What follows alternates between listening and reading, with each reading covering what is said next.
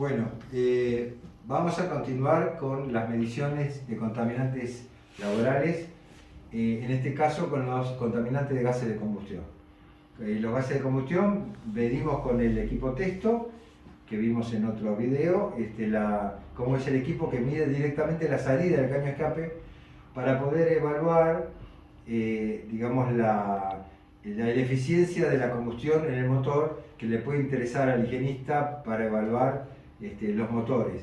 Esa no es la contaminación real que produce, es la que origina la contaminación, pero la contaminación se mide directamente en el ambiente con equipos que puedan captar esos gases de combustión, como ser el dióxido de nitrógeno, el dióxido de azufre o el monóxido de carbono. Tomemos por ejemplo el dióxido de nitrógeno. El dióxido de nitrógeno es uno de los contaminantes derivados de gases de combustión. Acá tengo en pantalla el método analítico, digamos, ¿no? Donde se ve que el límite de detección de esta técnica es 0,01 miligramos de nitrógeno por metro cúbico. Y está la referencia de las normas, las ACTM, las ISO, que miden, que definen cómo se hace, y una definición donde los gases de combustión pueden ser, como decíamos, de origen antrópico, o sea, generados por el hombre por motores, o por efectos naturales, como es el relámpago, incendio forestal y demás. Hay otras circunstancias que se emiten en la atmósfera el óxido de nitrógeno. Digamos, la forma de tomar la muestra es, en el ambiente tengo que captar ese óxido de nitrógeno. Entonces, para captarlo, ¿qué hago? Necesito hacerlo pasar por una solución que pueda transformar ese dióxido, que es un gas, en algo soluble en agua. En este caso es el nitrito. Entonces, vamos a hacer ese procedimiento. Entonces, ¿cómo lo captamos? Entonces, ahí primero tengo que generar un elemento que pueda burbujearlo. La bomba es la misma de siempre, son bombas de ambiente laboral para chupar el aire que pasa por algo que lo capte. El que lo capta se llama impinger. Los impingers son digamos, elementos bastante caros en el mercado y que los higienistas en general no tienen, y es difícil pensar comprarse uno realmente formal. Uno lo puede tener mejor, pero a veces es conveniente generarse uno su propio impinger o burbujeador para ese tipo de trabajo. Entonces, ¿qué hicimos? Acá les puedo mostrar uno que generamos nosotros, porque en realidad la técnica es muy sencilla, es un poco de habilidad para generarlo. Es un tubito de vidrio que con un mechero de laboratorio, si se calienta en la parte que uno quiere doblar, el vidrio es muy flexible, se moldea con mucha facilidad con un mechero, se calienta unos pocos minutos, el vidrio se pone rojo, y cuando se pone rojo se presiona un poquito y se dobla. O sea, no tiene ninguna dificultad, se hace en un minuto. Este es un corcho de goma donde se agujerea con cualquier agujereadora, y después un frasco como este, que tiene que ser chico, porque la solución absorbedora, y son 25 mililitros, es muy poquito lo que se necesita, o sea que el frasquito absorbedor tiene que ser chico. Entonces es simple, uno pone el burbujeador acá, esto tiene una parte más larga, una más corta. ¿Por qué? Porque cuando uno pone la solución, pone el tubo y por acá va a hacer que burbujee el aire que entra y va a retener el óxido de nitrógeno que yo quiero detener. Entonces, ¿uno qué hace? Primero, entra al ambiente de trabajo, ver que hay gases de combustión, ve que hay posibilidades de contaminación laboral. Entonces dice, vamos a ir al laboratorio para pedir el absorbedor, la solución que va a retener el óxido de nitrógeno. Juan, entonces, ¿qué es lo que hacemos? Bueno, en este caso seguimos, por ejemplo, en un taller mecánico, usamos este impinger con este tipo de absorbedor. ¿Qué absorbedor es este? Este absorbedor es el específico para óxidos de nitrógeno. Hay dos tipos de soluciones que se pueden usar. Una es el arsenito de sodio con hidróxido de sodio, y en este momento se usa más la tieretanolamina. Es más usado porque no es cancerígeno, es mejor. Cualquiera de los dos métodos es apropiado. Lo que hace entonces es, la tieretanolamina lo que hace es se combina con el dióxido de nitrógeno y lo transforma en nitrito. Lo mismo hace el arsenito, digamos, ¿no? El nitrito es soluble en agua, entonces si yo acá pongo la solución de tetraalamina absorbedora y hago pasar el aire por acá, el dióxido de nitrógeno toca la superficie, se convierte en nitrito, queda soluble en el agua y contengo la solución. Entonces vamos a hacer una simulación. Lo mismo que antes, que venimos diciendo, primero hay que calibrar la bomba. En este caso, por la normativa, tiene que estar calibrada en 0,2.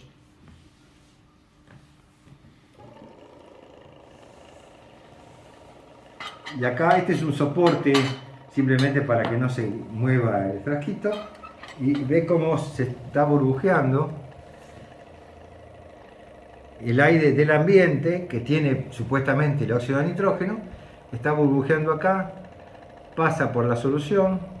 En este caso nosotros usamos unas perlitas de vidrio que son inertes. ¿Para qué? Para ayudar a romper la burbuja y cuanto más finita es la burbuja, mejor se absorbe en la solución. Entonces el aire, la parte más gruesa entra en la solución, la parte más finita está en el aire, simplemente para captar lo que sube y lo lleva a la bomba. Hay que tener mucho cuidado que el caudal no sea mayor, porque la bomba puede llegar a absorber el líquido. Se puede dañar la bomba. Se puede poner una trampa de aire acá para evitar eso, o bueno, si uno está acostumbrado a trabajar, sabe cómo regularlo. No es muy difícil, digamos, de regular para que no produzca un exceso que pueda pasar, digamos, ¿no? No es una cosa. Bueno, por la normativa, este muestreo dura alrededor de 30 minutos. Una vez que se cumple el tiempo, bueno, siempre con guantes, obviamente, quitamos el burbujeador,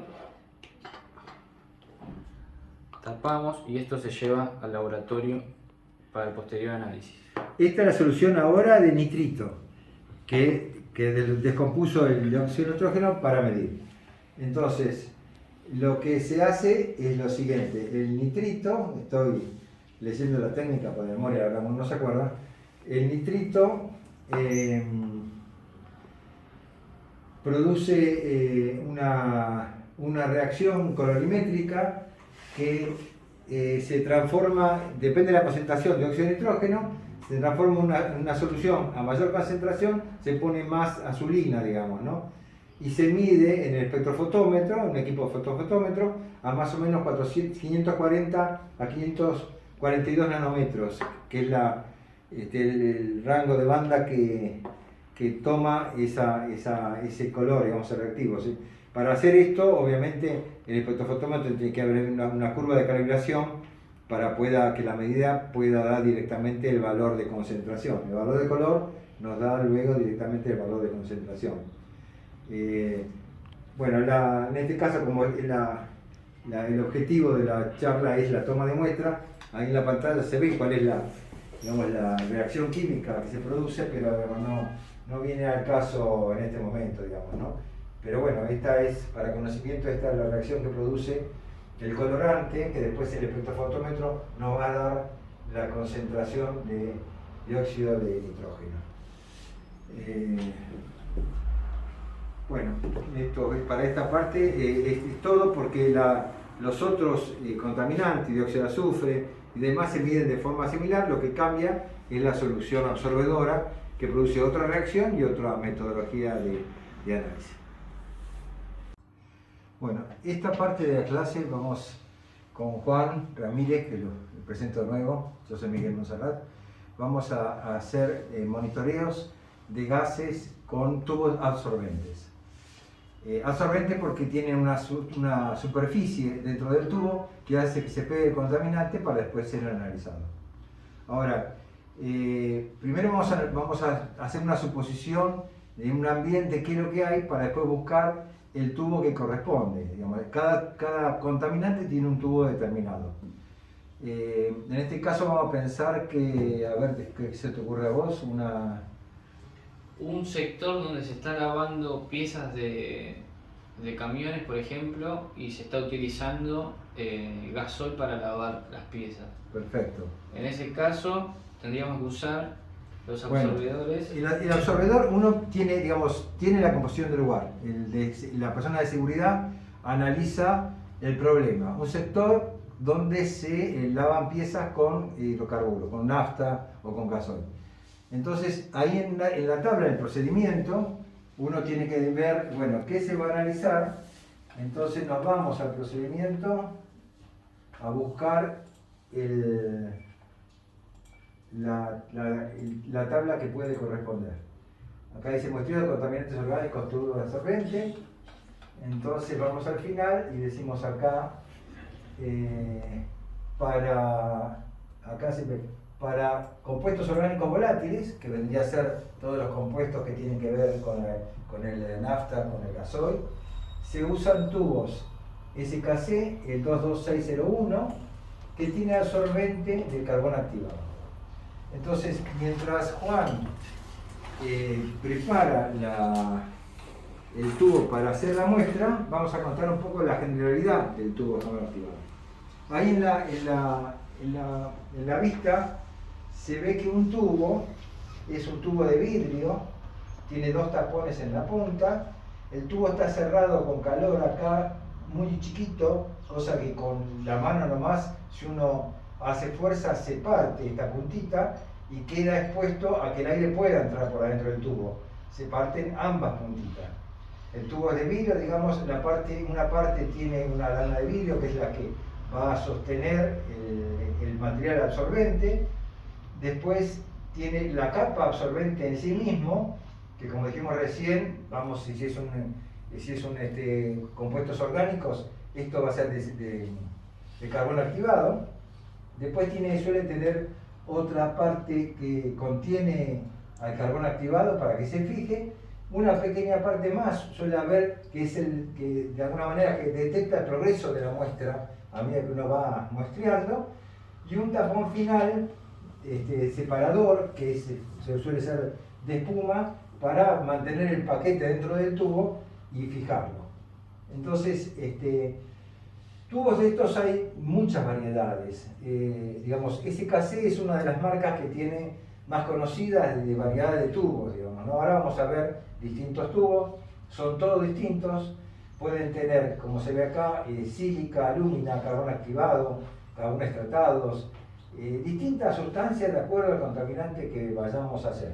Esta presentación que estoy mostrando se las van a pasar para que la tengan como ayuda a memoria. Y estos tubos, material absorbente tiene una capacidad de absorción. Entonces el higienista tiene que ver bien cuál es la concentración aproximada que ve en el ambiente.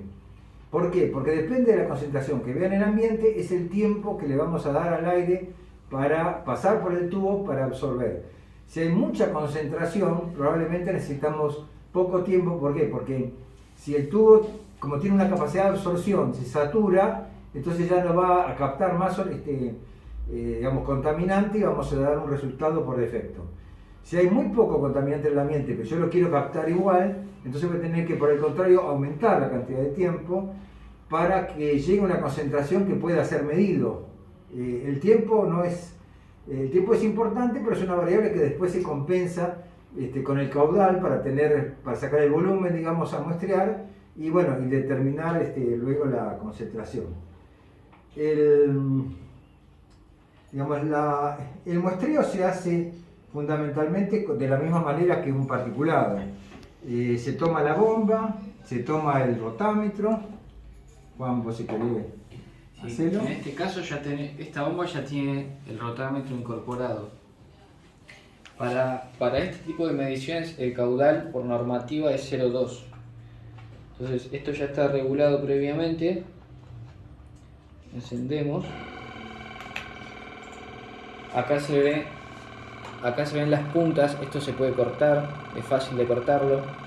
Acá tiene la flecha donde te indica cómo va colocado el tubo en el portatubo.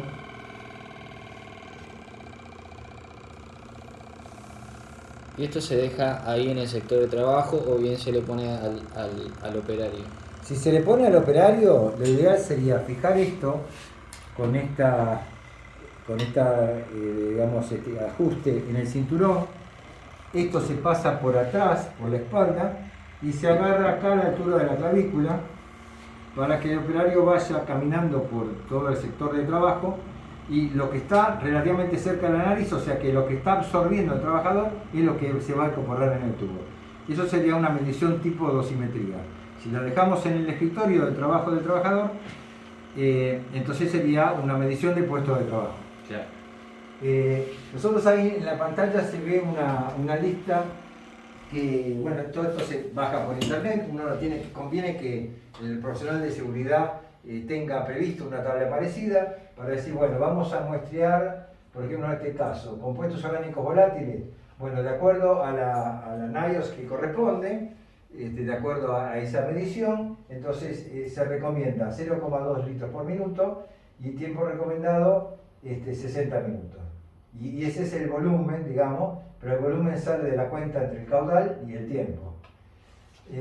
Esto sale de las tablas, pero digamos, conviene hacer como una ayuda a memoria relativamente de todas las sustancias que normalmente hay en una industria. Acá se ve aminas, aldehídos, fenoles, ahí puede haber pesticidas. Entonces, bueno, rápidamente uno, si está en una empresa y tiene que tomar una muestra y tiene los elementos, entonces busca el tubo y tiene los parámetros para hacer la medición. Tubos de absorción. ¿Cuánto tomo este? ¿Por qué? Porque este es una de las que más se usan, que es la 22601, que es para vos. Pero digamos, si estamos en un lugar donde hay una cerealera que están trabajando con pesticidas, bueno, hay otros tubos que son específicos para eso. Y acá vamos a ver que los tubos son muy diferentes. Este es un tubo de pesticida, donde está una parte inerte y una parte de absorción. La forma de ponerlo es más o menos parecida. Estos capuchones se sacan fácilmente y se coloca ahí. Bueno, y lo mismo, se prende la bomba y el trabajo es igual. Si uno va a otros tubos, a minas por ejemplo,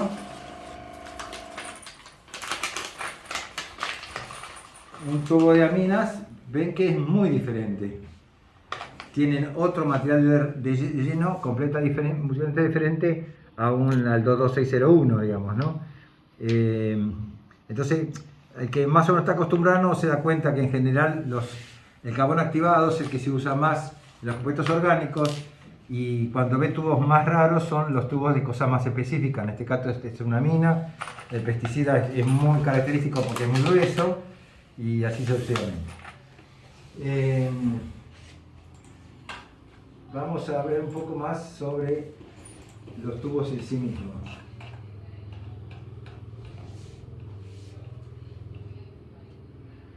Bueno, lo que le vamos a pasar, va a haber una tablita donde esta ayuda de memoria que yo les dije, lo van a tener en la tablita que les muestro, así que ya van a tener una guía para trabajar en qué cosas más o menos comunes que se van a encontrar en una empresa. Después, respecto después a otros aspectos de cómo se hace el trabajo, son igual, o sea, cuando tengan ustedes un procedimiento de toma de muestra de este tipo de contaminantes, el procedimiento es similar, digamos, ¿no? Como ya aplicó aquí, que la parte que si uno acá pone un casete, pone un tubo, toda la parte de la calibración, de reducción de la bomba y demás, todo eso es similar. Los elementos de protección personal y demás. En las tablas de medición, que son estas tablas que nosotros llenamos, no son cualquier tabla, son las tablas que salen del Ministerio de Trabajo, que piden cómo debe consignarse una muestra. Estas tablas son las que se bajan, digamos, del Ministerio de Trabajo, digamos, ¿no? La Secretaría de Riesgo del Trabajo. Entonces los datos son los mismos, o sea, la hora, el tiempo de medición, el tiempo de exposición, la frecuencia en que está el trabajador y demás datos. O sea, la forma de muestreo en sí es exactamente lo mismo. Lo que cambia es el elemento que se pone en la punta de la bomba para hacer pasar el aire, para determinar, captar el contaminante. Una vez que uno termina de trabajar con un contaminante, le pone la tapa, así, o unas tapitas más chiquitas que de acá, lo pone en el resguardo de la luz y la temperatura y lo lleva al laboratorio. El laboratorio, en otra parte de la charla, vamos a ver qué es lo que hace con este tubo, cómo hace para desorberlo y para hacer el análisis del contaminante que está acá. Bueno, por ahora no.